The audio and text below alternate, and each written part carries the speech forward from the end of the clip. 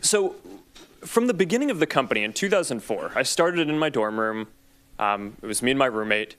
We didn't have AI technology that could look at the content that people were sharing. So we basically had to enforce our content policies reactively. People could share what they wanted, and then if someone in the community found it to be offensive or against our policies, they'd flag it for us and we'd look at it reactively. Now, increasingly, we are developing AI tools that can identify certain classes of bad activity proactively and flag it for our team at Facebook. By the end of this year, by the way, we're going to have more than 20,000 people working on security and content review, working across all these things. So when content gets flagged to us, we have those people look at it, and if it violates our policies, then we take it down. Some problems lend themselves more easily to AI solutions than others. So hate speech is one of the hardest, because determining if something is hate speech is very linguistically nuanced, right? You need to understand what is a slur and whether something is hateful, not just in English, but the majority of people on Facebook use it in languages that are different across the world. Contrast that, for example, with an area like finding terrorist propaganda, which we've actually been very successful at deploying AI tools on already. Today, as we sit here, 99% of the ISIS and Al-Qaeda content that we take down on Facebook, our AI systems flag before any human sees it. So that's a success in terms of rolling out AI tools that can proactively police and enforce safety across the community. Hate speech, I am optimistic that over a 5 to 10 year period, we will have AI tools that can get into some of the nuances, the linguistic nuances of different types of content to be more accurate in flagging things for our systems. But today, we're just not there on that. So a lot of this is still reactive. People flag it to us. We have people look at it. We have policies to try to make it as not subjective as possible. But until we get it more automated, there's a higher error rate than I'm happy with. Thank you, Senator Feinstein. Thanks, Mr. Chairman. Mr. Zuckerberg, what is Facebook doing to prevent foreign actors from interfering in U.S. elections? Thank you, Senator. This is one of my top priorities in 2018, is to get this right. One of my greatest regrets in running the company is that we were slow in identifying the Russian information operations in 2016. We expected them to do a number of more traditional cyber attacks, which we did identify and notify the campaigns that they were trying to hack into them, but we were slow at identifying the type of new information operations. When did you identify new operations? It was right around the time of the 2016 election itself. So since then, 2018 is an incredibly important year for elections, not just with the US midterms, but around the world. There are important elections in India, in Brazil, in Mexico, in Pakistan, and in Hungary that we want to make sure that we do everything we can to protect the integrity of those elections. Now, I have more confidence that we're going to get this right because since the 2016 election, there have been several important elections around the world where we've had a better record. There's the French presidential election, there's the German election, there was the US Senate Alabama special election last year. Explain what is better about the record. So we've deployed new AI tools that do a better job of identifying fake accounts that may be trying to interfere in elections or spread misinformation. And between those 3 elections, we were able to proactively remove tens of thousands of accounts that before they could contribute significant harm. And the nature of these attacks, though, is that there are people in Russia whose job it is to try to exploit our systems and other internet systems and other systems as well. So this is an arms race. Right? I mean, they're going to keep on getting better at this, and we need to invest in keeping on getting better at this too, which is why one of the things I mentioned before is we're going to have more than 20,000 people by the end of this year working on security and content review across the company. Speak for a moment about automated bots that spread disinformation. What are you doing to punish those who exploit your platform in that regard? Well, you're not allowed to have a fake account on Facebook. Your content has to be authentic. So we build technical tools to try to identify when people are creating fake accounts, especially large networks of fake accounts like the Russians have, in order to remove all of that content.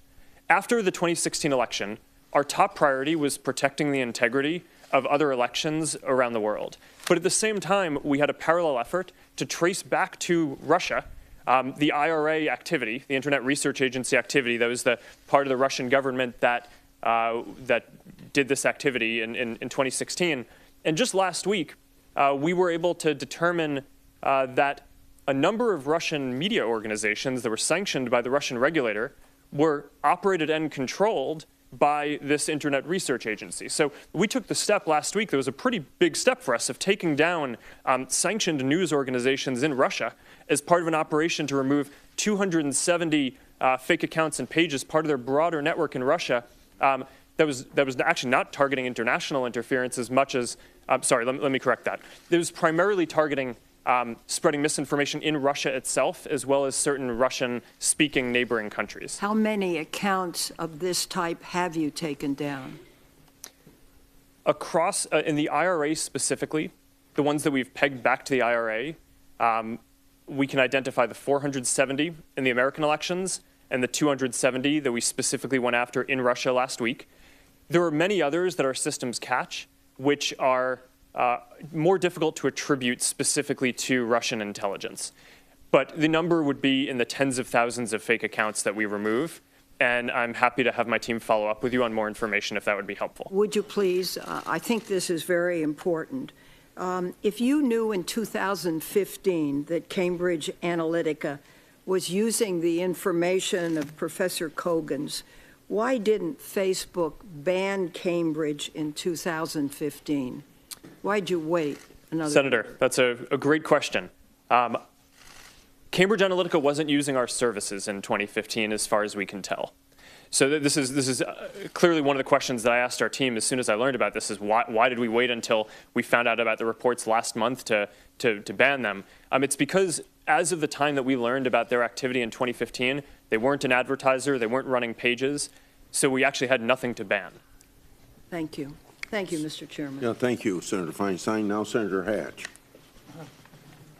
Well, in my opinion, this is the most intense public scrutiny I've seen for a tech-related hearing since the Microsoft hearing that I chaired back in the late 1990s. The recent stories about Cambridge Analytica and data mining on social media have raised serious concerns about consumer privacy.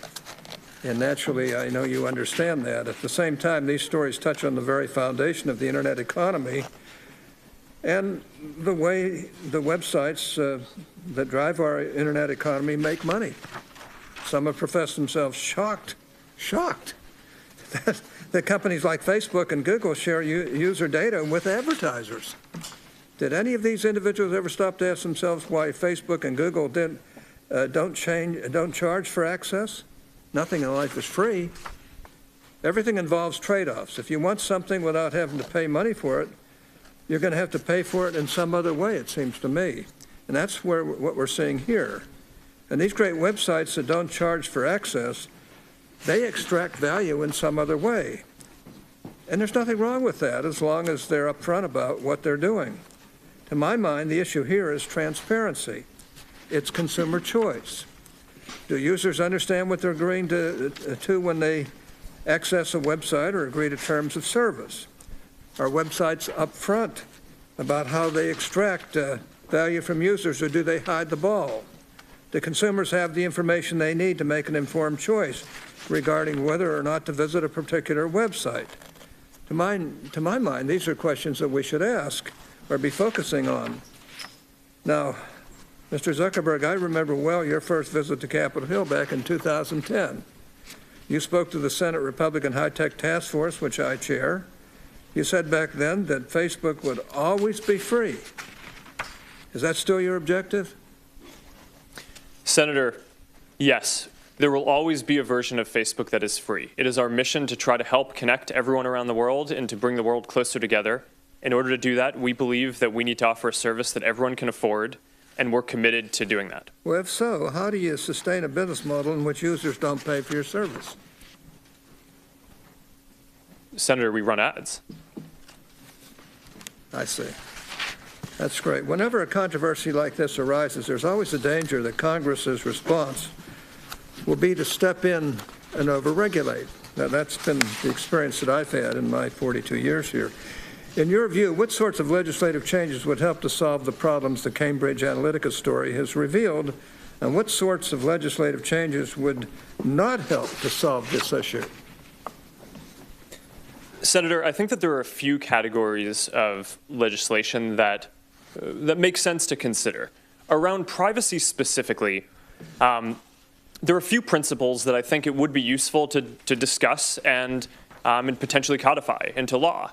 One is around having a simple and practical set of ways that you explain what you're doing with data.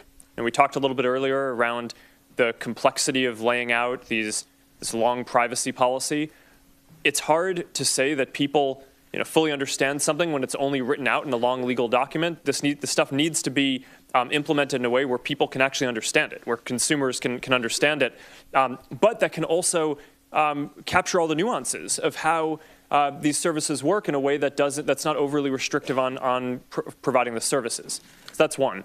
The second is around giving people complete control. This is the most important principle for Facebook. Every piece of content that you share on Facebook, you own, and you have complete control over who sees it and how you share it, and you can remove it at any time. That's why every day, about 100 billion times a day, people come to one of our services and either post a photo or send a message to someone because they know that they have that control and that who they say it's going to go to is going to be who sees the content. And I think that control is something that's important that I think should apply to every service. And go ahead. The third point is just around enabling innovation, because some of these use cases that are very sensitive, like face recognition, for example. And I think that there's a balance that's extremely important to strike here, where you obtain special consent for sensitive features like face recognition, but we still need to make it so that American companies can innovate in those areas, or else we're going to fall behind Chinese competitors and others around the world who have different regimes for different new features like that. Senator Cantwell. Thank you, Mr. Chairman. Welcome, Mr. Zuckerberg. Do you know who Palantir is? I do. Some people have referred to them as Stanford Analytica. Do you agree? Senator, I have not heard that. Okay. Do you think Palantir taught Cambridge Analytica, as press reports are saying, how to do these tactics? Senator, I don't know. Do you think that Palantir has ever scraped data from Facebook? Senator, I'm not aware of that. Okay. Do you think that during the 2016 campaign, as Cambridge Analytica was providing support to the Trump campaign under Project Alamo, were there any Facebook people involved in that sharing of technique and information? Senator, we provided support to the Trump campaign similar to what we provide to any advertiser or campaign who asks for it. So that was a yes. Is that a yes? Senator, can you repeat the specific question? I just want to make sure I get specifically what you're asking. During the 2016 campaign, Cambridge Analytica worked with the Trump campaign to refine tactics, and were Facebook employees involved in that? Senator, I don't know that our employees were involved with Cambridge Analytica, although I know that we did help out the Trump campaign overall in sales support in the same way that we do with other campaigns. So they may have been involved in all working together during that time period. Maybe that's something your investigation will find out. Senator, I can certainly have my team get back to you on any specifics there that I don't know sitting here today. Have you heard of total information awareness? Do you know what I'm talking about? No, I do not. Okay. Total information awareness was 2003. John Ashcroft and others trying to do similar things to what I think is behind all of this. Geopolitical forces trying to get data and information to influence a process. So when I look at Palantir and what they're doing, and I look at WhatsApp, which is another acquisition, and I look at where you are from the 2011 consent decree and where you are today, I'm thinking